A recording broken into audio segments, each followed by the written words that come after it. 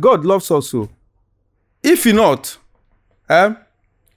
angels can wipe out the so-called Igbo jere debe ndị nke ha na mortuary. Only most angels guide the communities, but the angels doesn't dwell in a community where you have corpses. In anya Sodom and Gomorrah, oge Chukwu chọrọ imebi out of anger. On the Moses yolo ka enweta ezigbo mmadụ.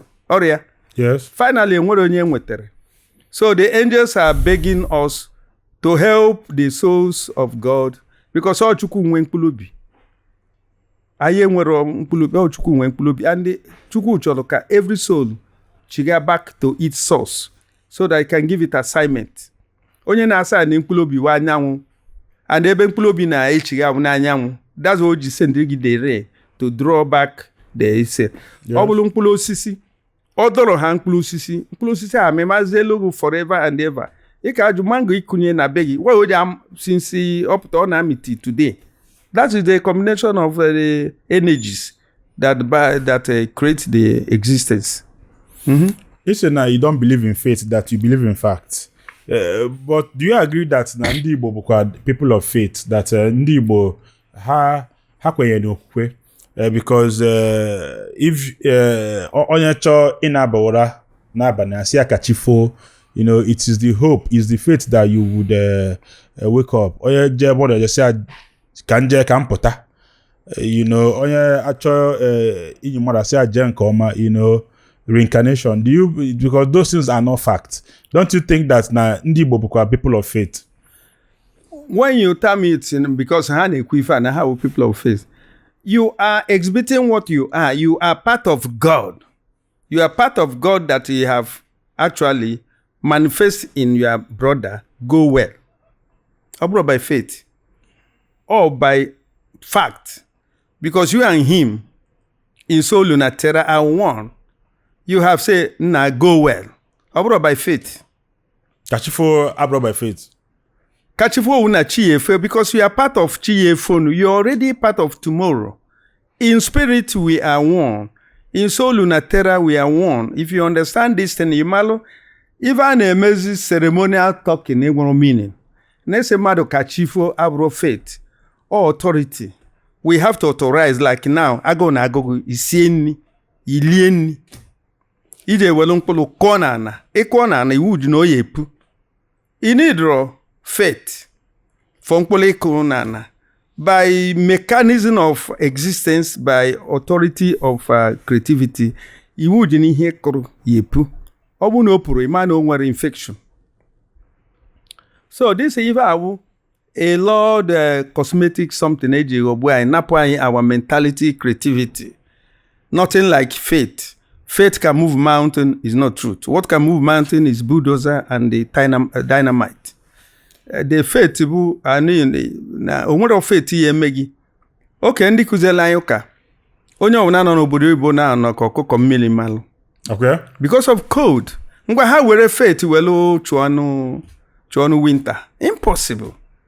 Matter the winter is there because the cloud belt is now northern hemisphere.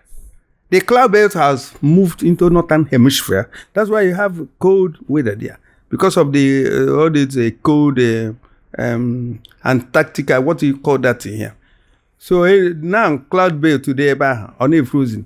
The same thing, the cloud belt to not acquire in the southern hemisphere. Oburu rain season. Spring. Oburu spring.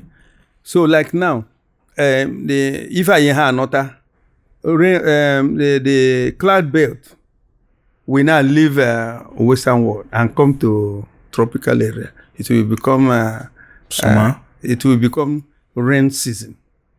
Yeah, a summer because the cloud belt has moved to southern hemisphere. It's a simple thing. One of faith here make the rain season change here. When the northern, when the cloud belt is in the southern hemisphere. I agree with you, Mbukumaka, Western education and then being that of memory, because most of us that went to school, we actually just read to pass exam, you know. onye bịa kramcha ihe ọkram ọ banye ode pass ya. Some of us that even pass exam, eju anyị ha idea na WAEC now, we may not even remember because we just read to pass, and that is how they conditioned us. Because some of them don't believe in practical. If you are telling your child that na ima ihe or say you there, you want to go. Man, nke na utara bụ nke child abuse, you know. You say that child abuse has caused us so much harm. You know, people may not understand it, but I get what you're saying. What a creature has not child abuse. Can you expatiate on what you mean by the whole child abuse talk has caused us more harm? Can you? Child abuse ife ndị ọcha wetara anyị kafa wee make sure na anyị agaro n'iru. Like anyị nwa akụla ya ụtalị anyị ji wee mala ife. Enwere m teacher tam elementary 4. My teacher was Muchacha, a father to the current first lady, nwunye Soludo. Papia kuzele na elementary 4. Abum his monitor. Otale opialum. Otale akwamfule otebara akamfule. Oya say yes, also no otale opian kanji malife. Ana apia nwata otale. Even if you go to Bible, the Bible say spare the rod and spoil the child. Our age mate Nandi Tolai, we were brought up under teacher na apia yotale. Our parents na apia yotale. Manelus in a new generation. If you want to tell ni Apollo police, ni Apollo police, no one big man. Now, the new generation, you end as a Ndabahulu. This new generation, father lolo. Man over gam, I need all lubo. I need so our parents, all lubo. Then enota enwe holidays, you na nke your auntie na nke your uncle. Ine jezibozi. Kita umaka de Josie. All because Nemela introduced child abuse. The can we remove from our system child brought up is number one failure of the new generation. Now, boy, every child now, you can't trust the modern children. Fa chorozi tafufu. Oh, mmado tafufu malife. So, iwepu ita afufu n'ebe our growing children no wu nyanwa wu the child abuse. Ndị ọcha kuzela ya ọla ya afia. Amụrụ m ịghọta gị. Ịchọkwa mmụọ nkọwakwa gị that all ife so nna gị me maọbụ mmadụ mee ka ihe ama etu esi eme. Ife ịmarọ ịma. It's just like I said that education supposed to end in primary. From primary you can go to the highest platform of education. Don't change into secondary. Secondary, we find those American, which is doesn't supposed to be so.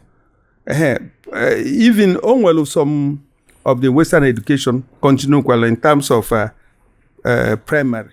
Like now, you can't do law without reading law book. Are you hearing me?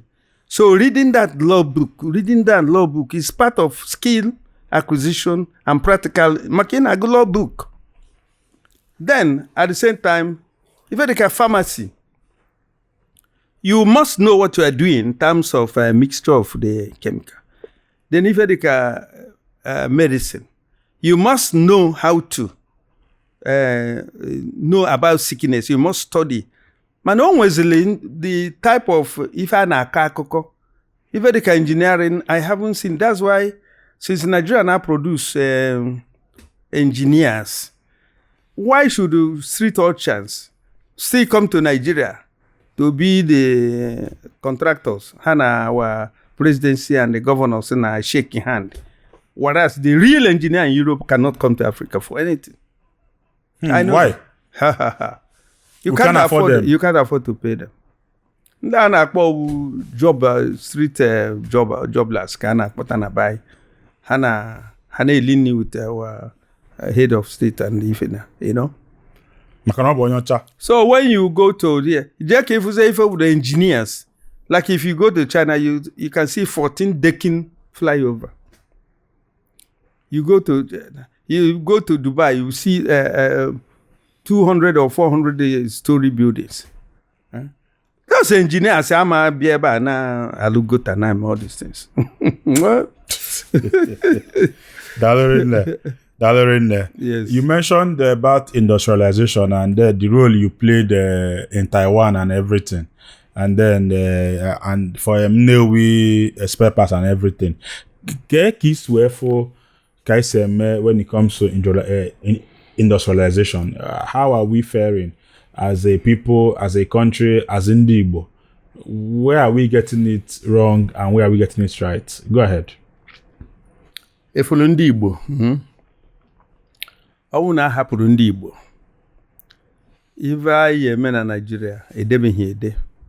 Ọ bụ na ndị Igbo continue nwee support from the source of channel support esi bịa. Kedu the source support esi bịa? Adequate electricity, making economy conducive for ndị Igbo to grab it and succeed. Don't chain them with policies that will ruin them, creating high duty this, high duty this. Like I actually introduce tax now. Can I target? You see, Igbos, in Lagos today, 75% industries are owned by Igbos. Now, when 90% industries close down, the question is why? Because government cannot generate adequate electricity. Okay, nyezenu ndị Igbo chance governor generative as in a national policy that it must be governmental for NEPA to be, for light to be. Eba Hanok could go out. Okay, refinery. If you allow me, I can go and to Taiwan or China and bring in mini refinery something and continue refining oil. If you allow Igbo now, habanye refine oil, petrol will fall, and the petrol because they know. Okay, look at my young, proudly innocent. Innocent produce cars like the General Motors in America, like the Ford, BMW in Germany, like Toyota. If you go now, and why Innocent is superior because of Obonibo is because Obonibo, and two, on our manufacture series of Japanese type of vehicle, series of American type of vehicle, series of France type of vehicle, to show you why he's an Igbo man. Man of Hana produce either Toyota alone or Datsun alone. Man in produce every type of, bring a mold, say an Ankara guy, or form more the mold lawyer, or if I will, an Igbo man. Innocent alone can supply the whole Africa vehicle if he can be encouraged. But is he being encouraged? The answer is no. He's not being encouraged. Either you have made the duty for him or bank interest for his finances. But na obodo now, industrial loan, how much do you want? Agricultural loan, how much do you want? It's a bombard there. Allah export and tax. But yeah, government is our problem because they use their policies to block certain things that can help Igbos to take control of productivity. But for country to succeed, we must imbibe into productivity and close certain importation. So importing everything, like I know I gave Kochari's farmland in Anako. I'm the one that gave him the farmland. When he started the production of rice, so many milling industries in Thailand closed down. During about 5-6 years ago, 40% rice mills in Thailand closed down because Anambra and the Igbo guys imbibe into rice production. You go to Anako, you see so many farms, I just forget their names, you know. Anafe ịchọrọ igo ejukwala ese. Anafe ịchọrọ igo imekwala investigation. Bịa na Pine Leaf Estate and Properties. Anya adịela ana na-ese okwu. Anya adịela ana na-eje court.